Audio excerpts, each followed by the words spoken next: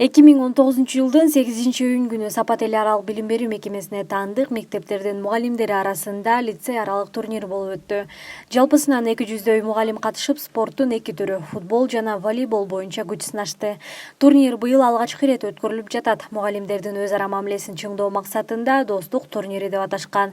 Волейбол боюнча таймашта Каракол лицейинин мугалимдери биринчи орунду ээлешсе, футбол боюнча алдыңкы орунду Нарын лицейинин мугалимдери камсыздашты. Өзүңүздөр көрүп тургандай бүгүн бул жерде Сапат эл аралык билим берүү мекемесине караштуу лицейлер арасында эмгек жамааттын арасында спорттук мелдеш өткөрүп жатабыз. Атайын бул спорттук мелдештин атын достук турнири деп койдук. Анткени бүгүн бул турнирге Нарын, Талас, Каракол, Ысык көл, Жалал Абад облустарынан жана Бишкек шаарынын мугалимдери, ошол жактагы лицейлердин эмгек жамааты келип катышып отурат.